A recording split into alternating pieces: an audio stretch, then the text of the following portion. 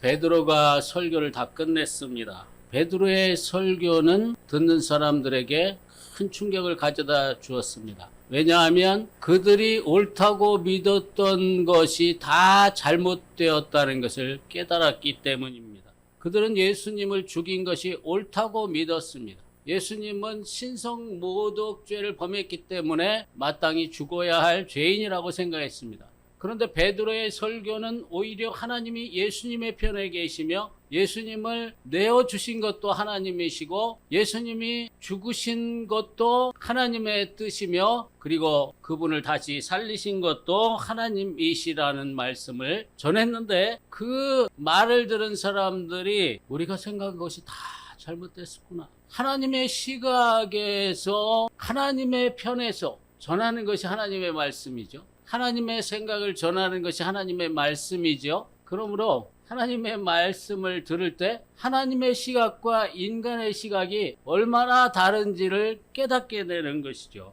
그래서 베드로의 설교를 들은 사람들이 큰 충격을 받고 그들이 두 가지 반응을 보입니다. 37절에 보면 그들이 이 말을 듣고 마음에 찔려 베드로와 다른 사도들에게 물어 이르되 형제들아 우리가 어찌할꼬 하거늘. 첫 번째는 마음의 찔림을 받습니다. 그리고 두 번째는 어찌할꼬 하면서 탄식하는 반응을 보입니다. 마음의 찔림을 받고 탄식합니다. 이것이 하나님의 말씀이 가져다 주는 올바른 반응이지요. 여기에 지금 마음에 찔렸다는 말이 나오는데 마음에 찔렸다는 것은 이 날카로운 칼에 찔리는 것을 뜻합니다. 헬라어로 카타니소라는 단어를 쓰는데 니소라는 단어는 찔리다라는 뜻입니다. 찔리다. 카타는 헬라어 전치사인데 뭐뭐 아래에 이런 뜻이에요. 그래서 속이 찔렸다는 거예요. 속이. 속살을 찌르다 이런 뜻이에요. 카타니소 하면 속살을 찌르다. 심하게 찌르다. 겉이 아니라 속을 깊이 찔렀다는 것입니다.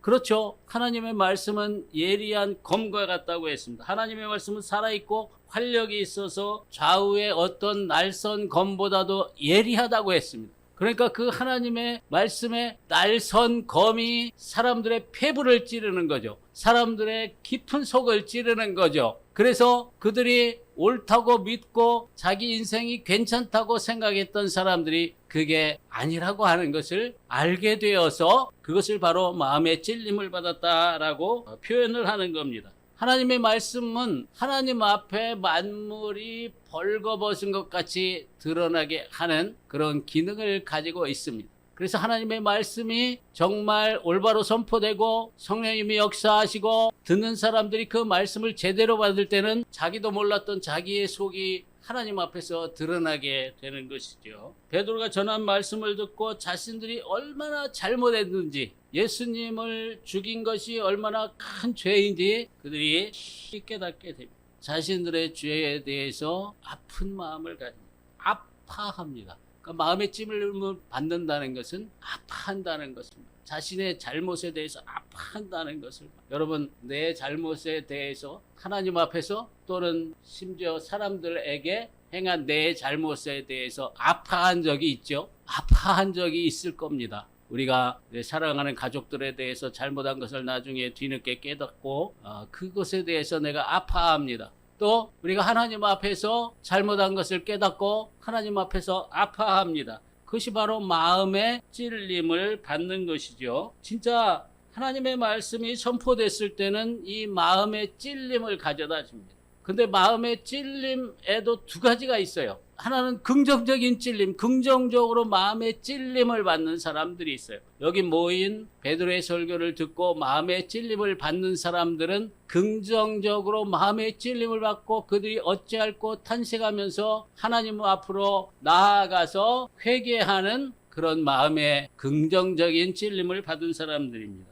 그런데 부정적으로 마음의 찔림을 받는 사람들이 있어요. 사도행전을 보면 설교를 들은 사도들의 설교를 들은 모든 사람들이 다 회개한 것은 아닙니다. 두 가지 부류로 나뉘어졌는데 한 부류는 그 말씀을 듣고 회개했지만 한 부류는 그 말씀을 듣고 더욱 악해지는 사람들이 있었습니다. 스데반이 설교했을 때 사람들이 마음에 찔림을 받습니다. 근데 그 사람들은 회개로 나아가는 것이 아니고 오히려 스데반을 향해서 분노하면서 이를 박박 깔면서 스데반을 향해서 돌을 던졌습니다. 사람들의 반응이 이렇게 다른 것이죠. 하나님의 말씀이 올바로 선포될 때, 하나님의 말씀이 성령의 역사 가운데 선포될 때 사람들은 두 가지 청중으로 나뉘어집니다. 한 부류는 회개하는 부류, 한 부류는 더 악해지는 부류이죠. 근데 사람의 본성이 그런 것 같아요. 사람의 본성이 잘못을 지적하면 화를 내는 거죠. 굉장히 싫어합니다. 왜 그래요? 아프기 때문입니다. 우리가 이해할 수 있는 부분이 있어요. 내 잘못을 인정한다는 것이 사람들에게 굉장히 어려운 일이에요. 우리가 이 정치인들이나 이 사회적으로 잘못을 했을 때에 보면 알 수 있잖아요. 대개 사람들이 자기 잘못을 인정하지 않습니다. 기억이 안 난다거나 여러 가지 변명을 합니다. 그러다가 어쩔 수 없이 잘못을 인정해야 하는 경우에 인정하긴 하는데 겉으로만 할 뿐입니다. 겉으로만 사과할 뿐입니다. 그냥 진심으로 하는 것이 아니라 겉으로 그 상황을 모면하기 위해서 하는 그런 잘못을 인정하고 사과하는 것이죠. 정말 깊이 자신의 잘못을 정말 진심으로 뉘우치고 자신의 잘못을 인정하는 것은 용기 있는 태도입니다. 그렇잖아요? 왜 용기 있는 태도냐면 정말 싫은 일이기 때문에. 여러분 그렇죠? 왜 회개라는 말을 우리가 싫어해요? 내 잘못을 인정해야 되기 때문에. 내 잘못을 인정하면 그 내 잘못을 가지고 아프기 때문에 아파. 내가 요 정도밖에 되지 않은 사람인가. 내가 이렇게 잘못된 사람인가를 인정하는 것이 아프기 때문이에요. 그렇죠? 그래서 사람들이 이렇게 말하는 거죠. 나만 죄 있냐? 죄 없는 사람이 어딨냐? 나만큼만 살라고 그래. 많이 듣는 얘기죠. 나만큼만 착하게 살라고 그래. 나는 다른 사람한테 그렇게 해를 끼치고 산 적이 없어. 그러나 하나님의 말씀에 찔림을 받는 것은 굉장히 중요한 일입니다. 왜냐하면 구원으로 가는 첫 번째 문을 여는 것이기 때문입니다. 구원으로 들어가는 문이 여러 가지 문이 있는데 그 첫 번째 문이 바로 하나님의 말씀에 마음에 찔림을 받는 것이에요. 마음에 찔림 없이 회개할 수 없습니다. 회개할 수 없다면, 회개하지 않는다면 구원은 없는 것입니다. 반드시 회개가 있어야 구원도 있는 것입니다. 회개를 통해서 구원에 이르는 것입니다. 그래서 고린도후서 7장 10절에 보면 하나님의 뜻대로 하는 근심은 후회할 것이 없는 구원에 이르게 하는 회개를 이루는 것이요. 조금 말이 복잡하지만 세상 근심은 사망을 이루는 것입니다. 세상 근심은 사망으로 인도하지만 세상 근심, 세상 염려는 하지 말아야 되지만 하나님의 뜻대로 하는 근심은 반드시 해야 된다는 것. 그럼 여기서 하나님의 뜻대로 하는 근심이 뭐예요? 하나님 말씀의 마음에 찔림을 받고 탄식하는 것이죠. 내가 이렇게 하나님 앞에서 잘못했는데, 하나님 앞에 내가 이런 죄를 범했는데 내가 이것에 대해서 어찌할꼬 하면서 탄식하는 마음을 가져야 된다는 것이죠. 당연히 가져야 된다는 것입니다. 왜냐하면 그것이 회개를 이루는 길이기 때문입니다. 그것이 회개로 나아가는 길이기 때문입니다. 그리고 회개로 나아갈 때 그 회개는 하나님의 구원을 받게 하는 유일한 방법이기 때문입니다. 순서가 있어요. 마음의 찔림, 하나님의 뜻대로 하는 근심, 회개, 그리고 구원. 이 순서를 통해서 하나님은 우리를 구원하시기로, 죄 가운데서 구원하시기로 그렇게 모든 것을 준비해 놓고 기다리십니다. 그러니까 어찌할꼬, 돈이 다 떨어지면 사람들이 어찌할꼬 하면서 탄식합니다.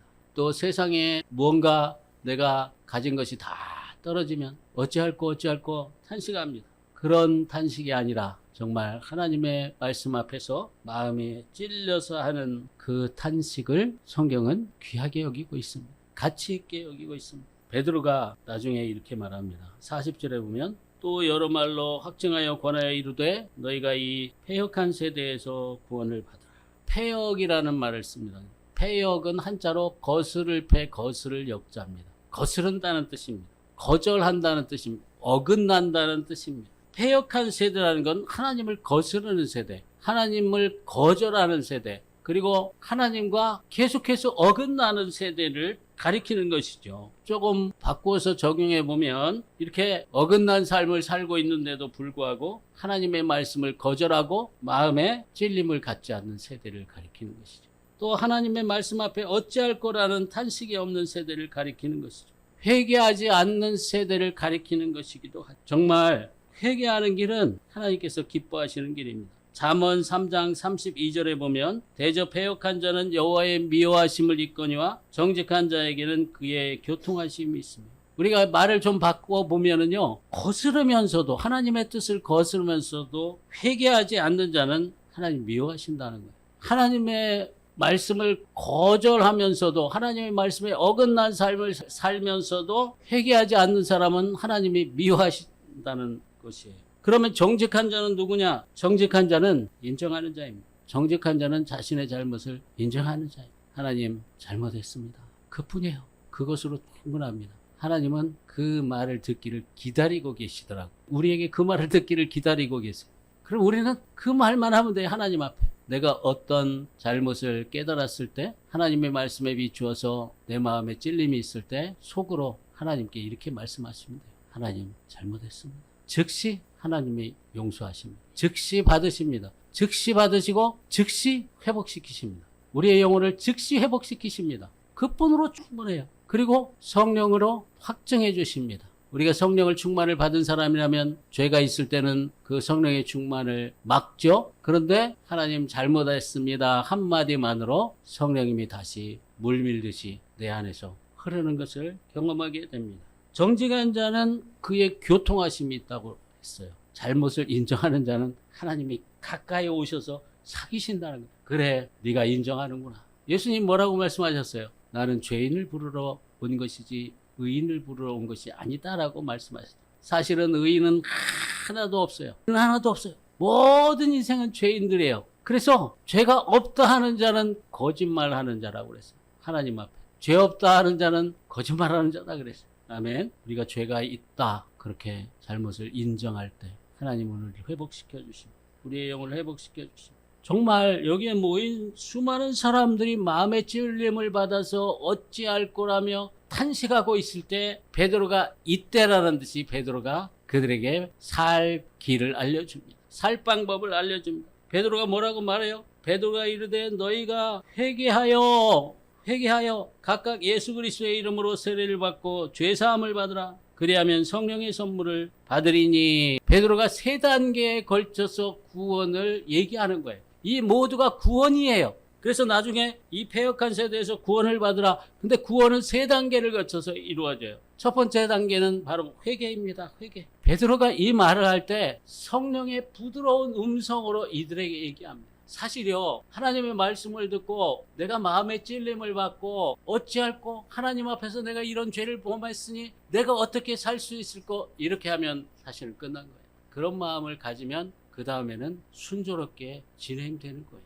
그런 마음을 갖기가 어려운 거예요. 마음의 찔림을 받고 탄식하는 마음을 갖기가 어려운 거예요. 그 마음 없이는 회개로 나아갈 수가 없죠. 그 아파하는 마음 없이 회개하는 것은 가짜입니다. 아파하는 마음이 진짜 회개로 나아가게 합니다. 근데 그 마음을 가지면 회개하면 되는 거예요. 베드로가 이 말을 할 때 부드러운 음성으로 말했을 것 같아요. 이미 그런 마음을 가진 자들에게 하나님께서는 이미 그들을 인정하시는 거예요. 마음의 찔림을 받고 탄식하는 자들 하나님은 이미 인정하시는 거예요. 걱정할 것 없다. 염려할 것 없다. 회개하면 된다. 하나님은 우리에게 이렇게 말씀하십니다.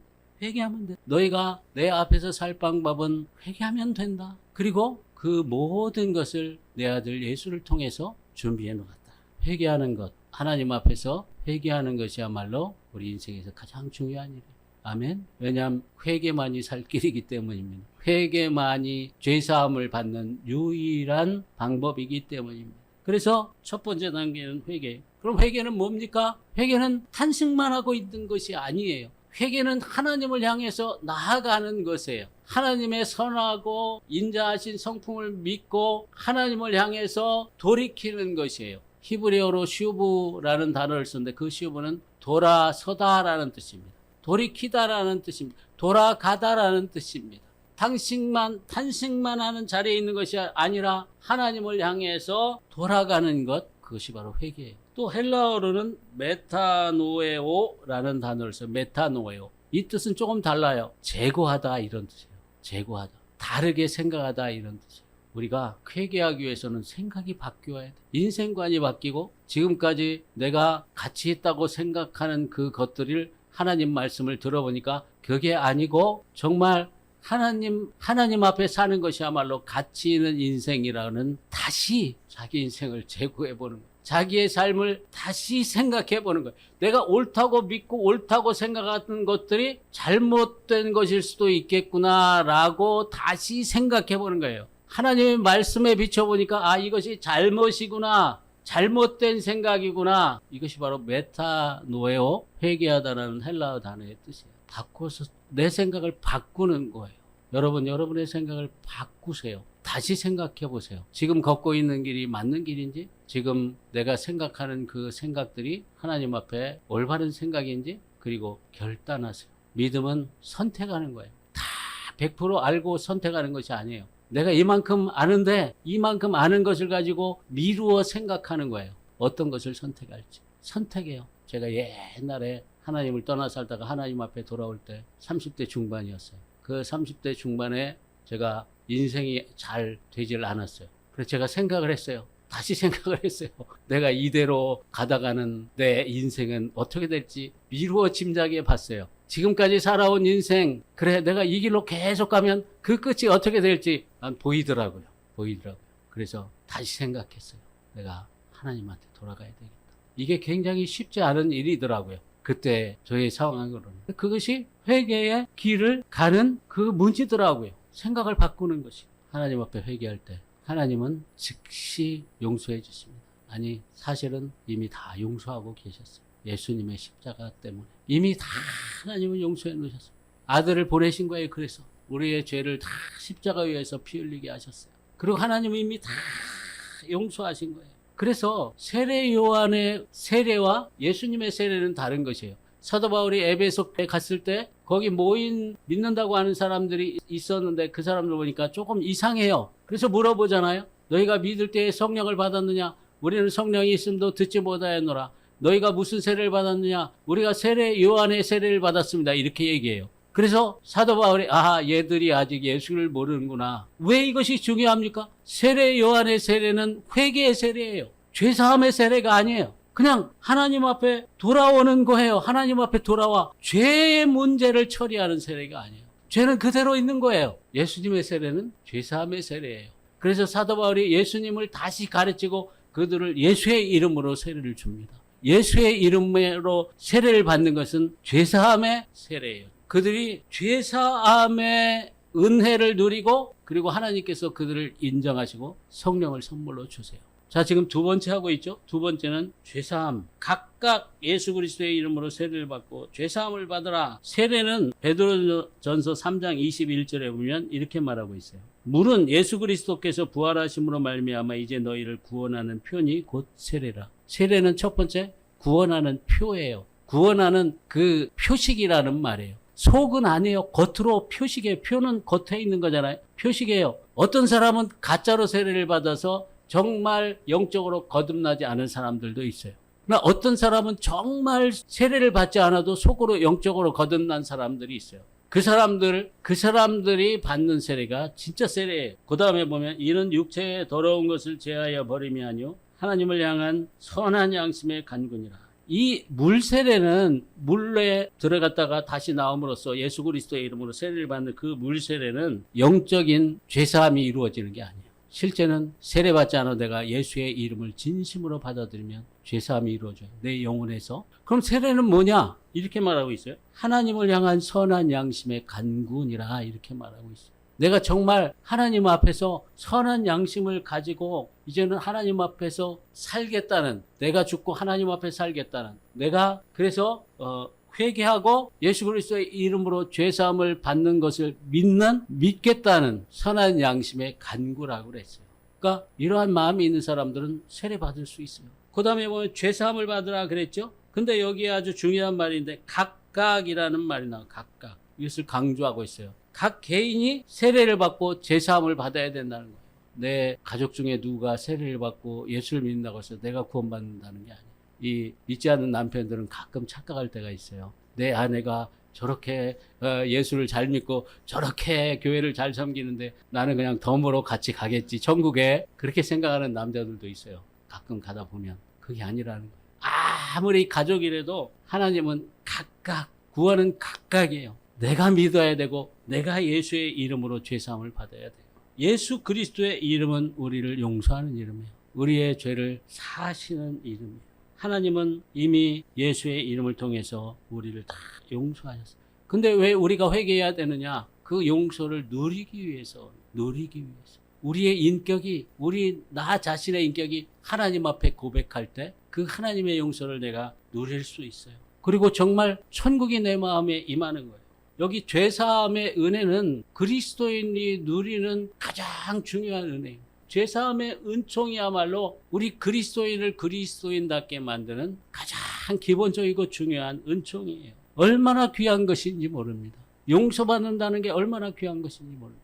내가 잘못을 했는데 용서받지 못한 가운데 있으면 내 영혼이 편할 수가 없는 거예요. 내 영혼이 평안할 수가 없는 거예요. 그렇잖아요. 하나님 앞에서 하나님과 막히면 내 영혼이 평안할 수 없는 거예요. 죄는 하나님과의 관계를 단절시킵니다.